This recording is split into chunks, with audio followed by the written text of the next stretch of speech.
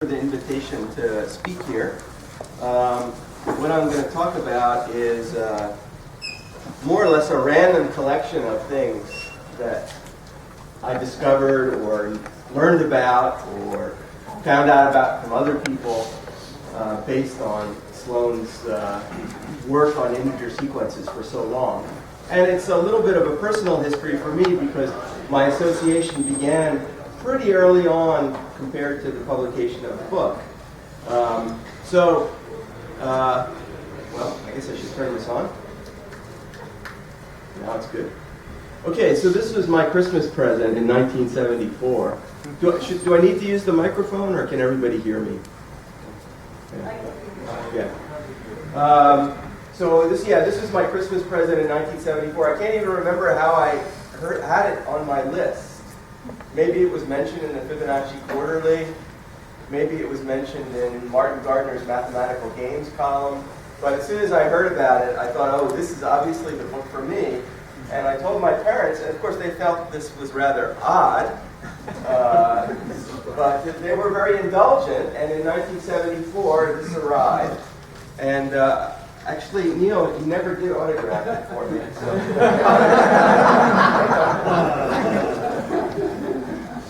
So I was very excited by this. To me, it was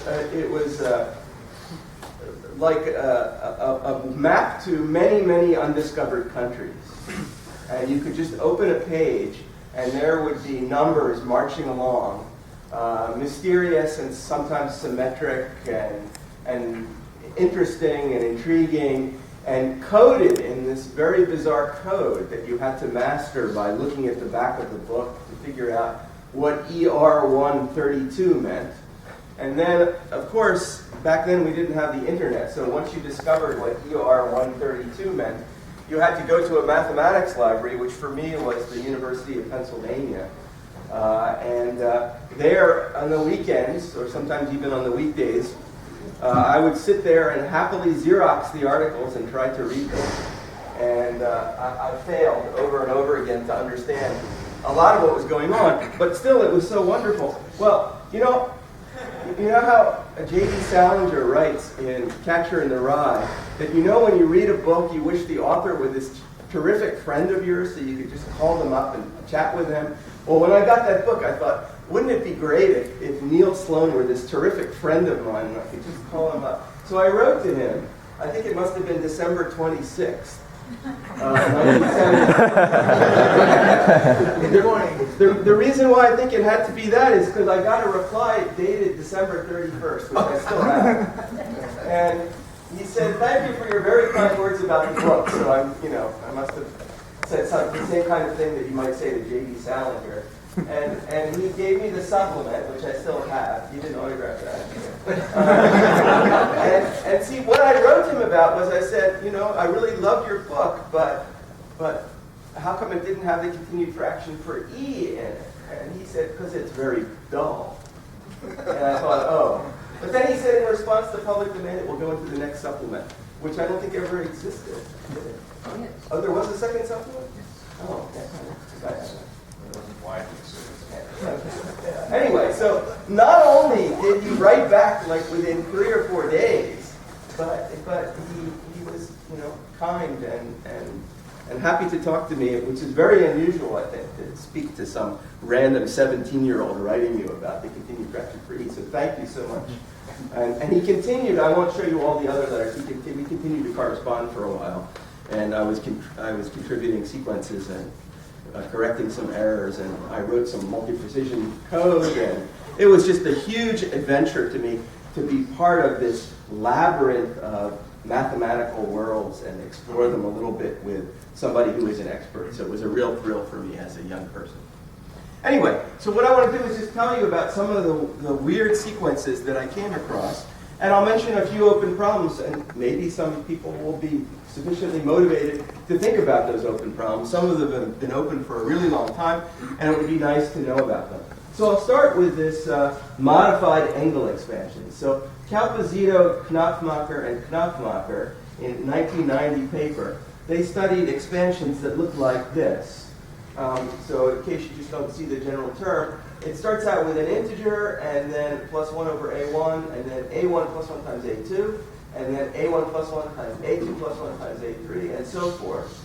And these ai are non-negative integers. And this expansion is more or less unique with some conditions about the stopping that you have to enforce, provided that numbers are strictly increasing.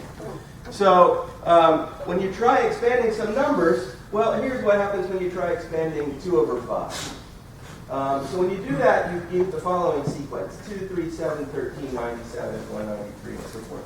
Now, first thing you notice is it looks like it's doubly exponentially growing. And one of my favorite papers as a 16-year-old was a paper entitled Some Doubly Exponential Sequences, which I would sit in front of the TV on Sunday night and watch Walt Disney while trying to understand this paper. And it was a little bit rough going for me at the time, but I got something of the gestalt behind it, and it just seemed so beautiful. And so when I saw that, I thought, oh, it's got to be one of Sloane's doubly exponential sequences. And in fact, if you look at the even index terms, in fact, you do get one of these. And it turns out then that this expansion for 2/5 looks like, can be given like this. So the odd number terms are this to the I, and the even number terms are very closely related. So that was something that I found immediately just by looking up. And then more generally, you can get the expansion for 2 over 2r plus 1, and it looks very similar. But there's many rational numbers for which we still have no idea what their expansion is.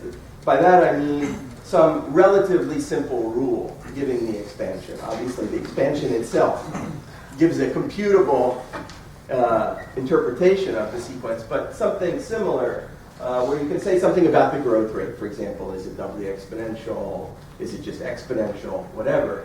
And for 3/7 is the smallest numerator and denominator for which I have no idea what the expansion is. How quickly does it grow, for example? So that's something you can easily program up in a language that has extended precision arithmetic like Maple or Mathematica, and you can look at thousands of these and try to find interesting patterns. So it's kind of fun. Okay, here's another one. This is a sequence where you start off with 2 initial values, and then Cn is defined so that basically the quotients of adjacent terms are going to be strictly increasing, but as slowly as possible. Right? So the quotient Cn over Cn minus 1 should be greater than Cn minus 1 over Cn minus 2, and it should be the smallest possible one. So now, for many initial values, this is very easy to describe. For example, if a is 1 and b is 2, then we just get the 2n plus 1th Fibonacci number. And if a is 2 and b is 3, then Cn is 2n plus 2 to the n plus 1. And so I think a natural conjecture is that whatever 2 starting values, this is going to satisfy some linear recurrence. But that's not true. So for example, for a is 8 and b is 55, this is the resulting sequence you get. And if you just try to guess the linear recurrence, I try to tell my students that if you have some sequence and you don't know what it is, very first thing you could try is see whether it seems to satisfy some linear recurrence, which after all, just solving some system of equations. But this seems very foreign to them to treat mathematics as an experimental science. I tried to get across to them that this is something you can do. So, of course, you can try to guess a linear recurrence. And when you do that, you get this linear recurrence, which the sequence seems to satisfy. And indeed, it satisfies it for the first 11,055 terms. But at the 11,056th term, it no longer agrees, which cries out for some kind of explanation. And this explanation was found by David Boyd. And the basic idea is that if you look at the roots of the characteristic polynomial, then there's one real root, which is about 6.8. There's another, which is about 0.9548. And then there are 2 complex roots. But look, the magnitude is almost exactly the same as the second real root. And so there's a certain cancellation effect that goes on in this. And it works really well for a while, but after about 11,000 terms, then suddenly the errors accumulate, and this sequence no longer matches. So Yeah, so the quotient is very small, a smaller real root with the magnitude of the imaginary root. So that's the deep reason behind it. And in Boyd's paper, he still doesn't have a complete classification for which starting values there are linear recurrences. And that sequence 10918. Yeah, so it's still not known exactly which of these satisfy linear recurrences. Okay, here's a question. Now, unfortunately, I just got here last night, and I had to miss Richard Stanley's talk. So I don't know if he talked about this or not. But if not, then I'll just mention it. So this is something I found as an undergraduate, which is how many distinct monomials are there if you multiply out these indeterminates as a polynomial? So for 1, you just get 1 monomial. And for 2, you just get 2 monomials. And for 3, now you get 5, right? Because you can get 1, 2, 1 in 2 different ways. And for 4, you get 14, and probably now you can all guess, especially with the hint, that these are the Catalan numbers. So as an undergraduate, I noticed it, and it took me quite a while to prove it, and it later appeared as a problem in a monthly. But, so of course I typed these in, I looked in Sloane, and oh yeah, of course it must be the Catalan numbers, but it took me a while to prove it. So that's another Catalan appearance in the world.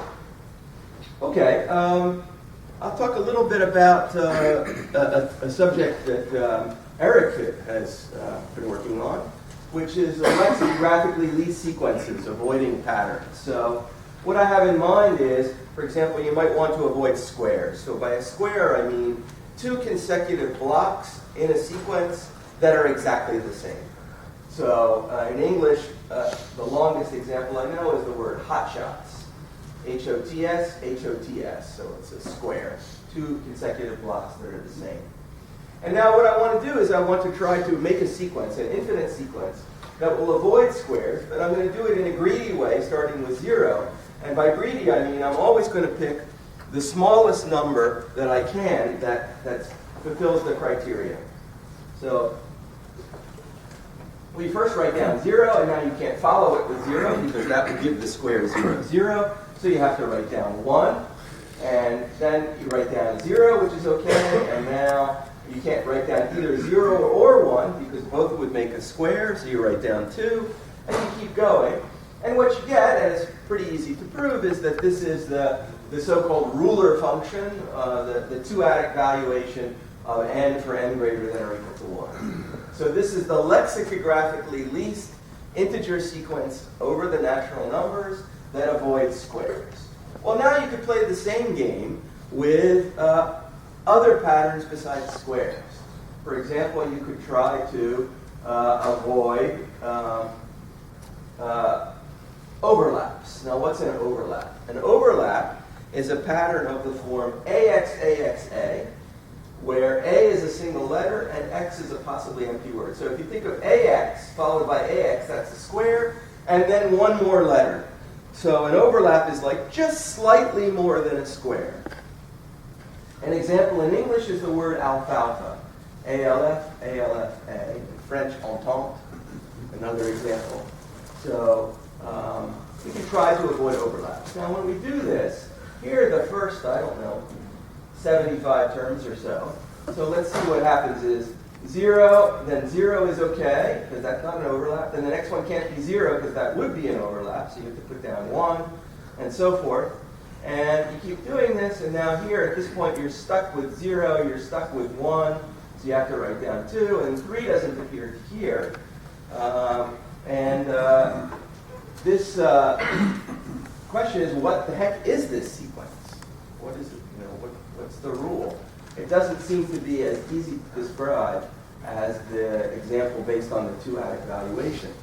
So what is it? Well, a student at Waterloo and I looked into this, Matthew Gay-Paquet, and we proved a number of properties of the sequence. So here's one, which is the first occurrence of I in this sequence is at position 1, 3, 13, 79 for I equals 0, 1, 2, 3. And here is with the position. It's 2 to the n times n factorial times the square root of e I don't think he would have suspected that E would come into this. What does E have to do with overlaps? And so here's a case where we looked at the sequence. I said, oh, that looks really familiar. I bet that's in Sloane. And I typed it in, and indeed, once we had the formula, then we sort of knew what exactly we were trying to prove, and it became much easier to do. And similarly, the sequence can be generated by iterating the map where 0 goes to 0, 0, 1, 1 goes to 1, 0, 0, 1, 0, 0, 2, 2 goes to this thing. So, what are those? Well, the length of these, again, is just a sequence which is related to the previous one by 2pi plus 1. So you can actually explicitly write down what these things are. And so we understand that completely. But I should say that Eric Rowland and Lara Pudwell are investigating these for other rationals and have lots of results, as I learned this morning. But one that's still open is apparently 5/2.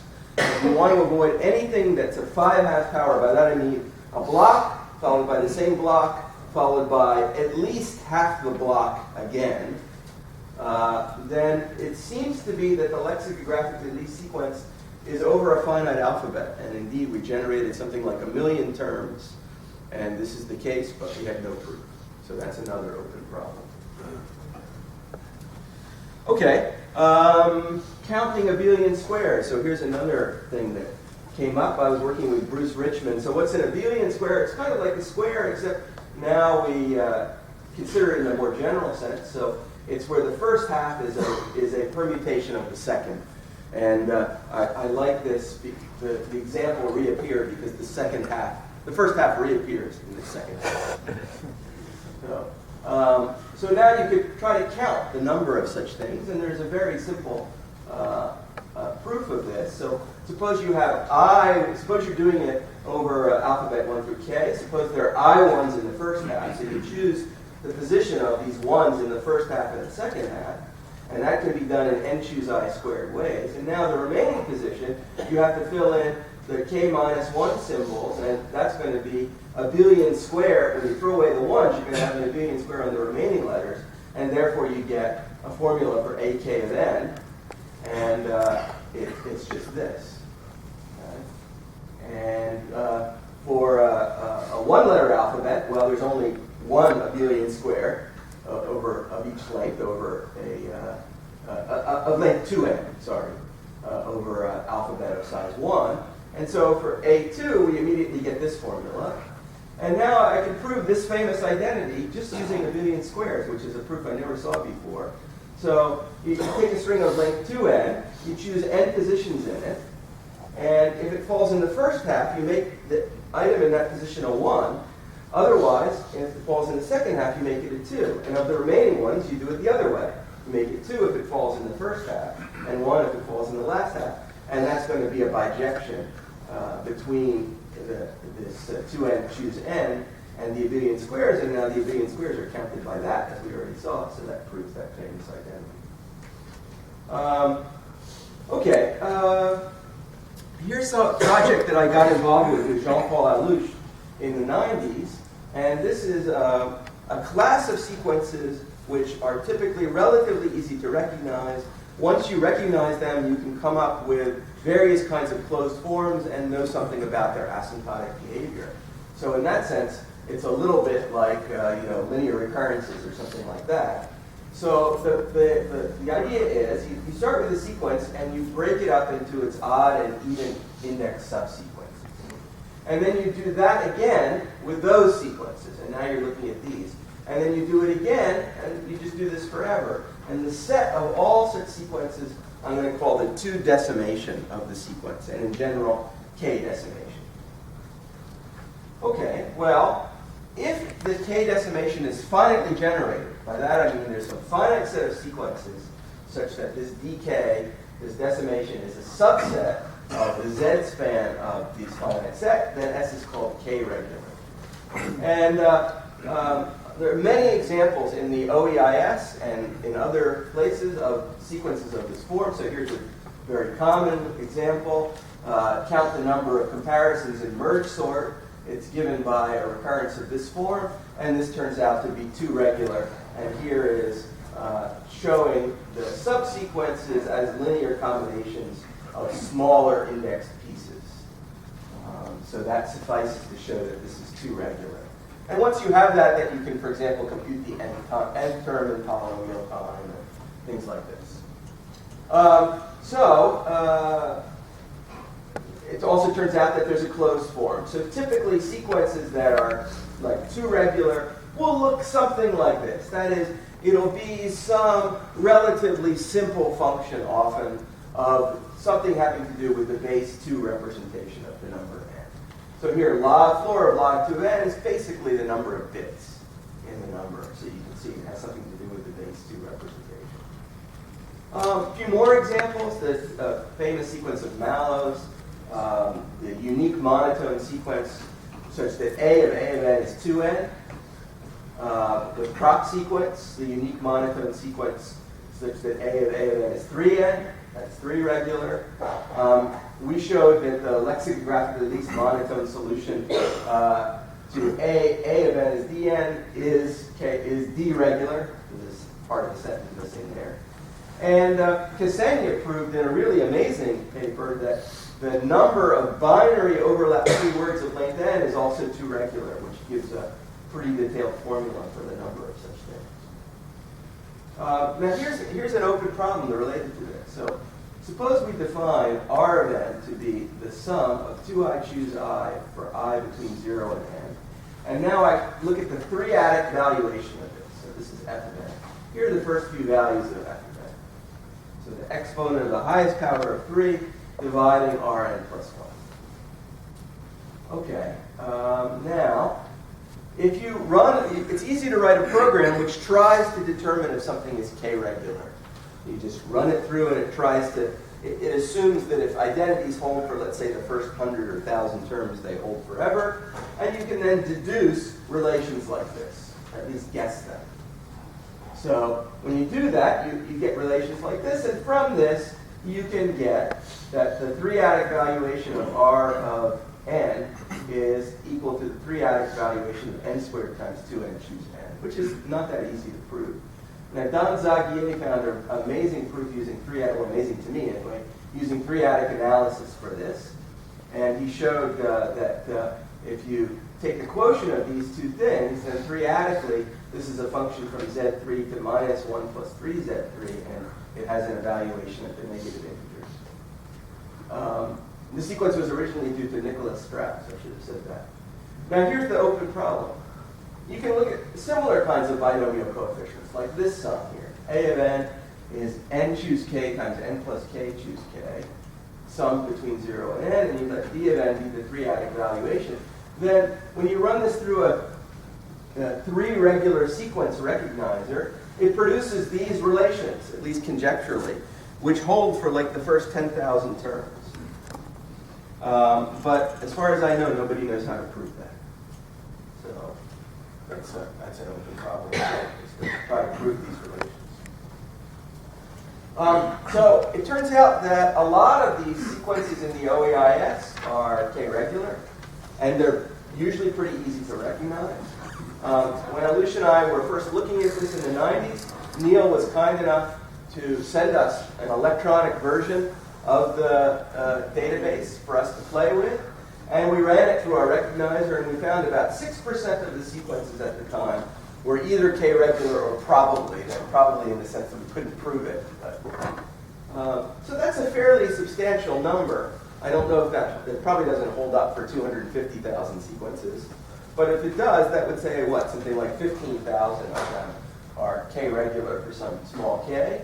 And so I think it would be nice to add a facility to like something like SuperSeeker or something in the OEIS that would check to see whether it looks like it's k-regular. So I think it's a useful class to study. Okay, now the OEIS it just turned out to be useful in so many different ways. Here is yet another place. So this is the rhythmic infinity series of Per Nergard. How many people know who Per Nergard is? 2. Per regard as probably the most famous living Danish composer. And he is still alive, and he bases a lot of his compositions on some sort of automatic or mathematical description. And here's one of the ways he generated rhythms. He would start with 2 Fibonacci numbers. He would then replace them with the sum of the 2 previous and switch the order depending on the parity. So for example, we write down 55 and 89, and 55 is 21 plus 34, and now this is in an even position, so that's 55 plus 34. And we just do this all the way down, and we get these, and then we would build rhythms out of this very last line. And now, the question is, what is this sequence that results? Well, if you just write out the indices instead of the Fibonacci numbers, and you subtract 4, then you look that up in the OEIS, which is what I did, of course, and immediately see this is just the number of ones in the gray code for n. So that's probably the only composer I know of who writes pieces based on gray code. Okay, here's another thing. This is something I've been doing recently. You know, Hilbert's dream was to have some sort of mechanical procedure that would prove theorems. And of course we know now that we can't do that. But there's still some classes of things where we can write down decision procedures. And most of them are not so interesting, like Pressburger arithmetic by itself. You can't really write down too many interesting theorems that you would like to prove in just Pressburger arithmetic.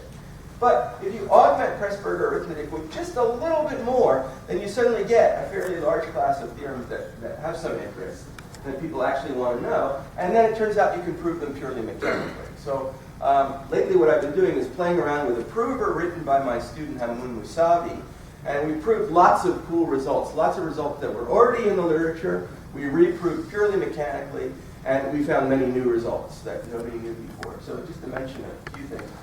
The finite Fibonacci words, you probably know what they are.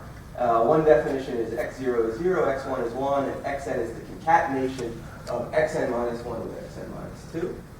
So we get a bunch of words that look like that. And Frankel and Simpson, what they did was they counted the number of occurrences of squares in the nth Fibonacci word. By occurrences, I mean you count the square. If it has 2 different occurrences within the word, you count it twice, or 3, or 4. You count with multiplicity. And they came up with the following formula. R of n is this function of Fibonacci numbers. Now actually, their paper had an error. They forgot the 4 there. And I just added that just a couple of days ago. Even though their paper came out in '99, nobody bothered to put it in yet. So please, when you see sequences in the literature, put them in. Yes.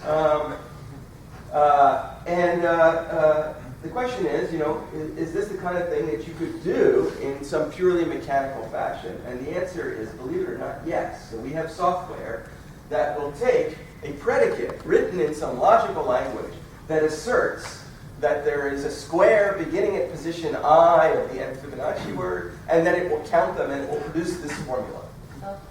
Okay? So let me just give you a sketch of how that works. So what we do is we start with an infinite word, which is generated by iterating a morphism. So here, 0 gets replaced by 0, 1, 1 gets replaced by 0. If you start with the word 0, it gets replaced by 0, 1, and you apply these rules again. 0 gets replaced by 0, 1, 1 gets replaced by 0, so you get 0, 1, 0, and so forth. And what you get are the finite Fibonacci words. That's step 1. Step 2 is to associate a numeration system with the word. In this case, if you play around with Fibonacci numbers, you know about this numeration system already. It's called the Zeckendorf, or Fibonacci numeration system, where you write every positive integer uniquely as the sum of non-consecutive Fibonacci numbers. So now you have for each n a unique representation. Okay, now the third step is you need finite automata. These are simple models of a computer. The only thing they can do is read an input, and based on the current state and the input, move to a new state. And they can also make outputs. So we need finite automata. One will read a number written in this Zeckendorf representation and output the nth letter of the Fibonacci word, and the other that adds two Fibonacci representations. If I give you n in base Fibonacci and m in base Fibonacci, it will produce n plus m. Now once you have those, not too hard to construct, you can make a decision procedure that will take any first order query about the sequence using operations like plus and less than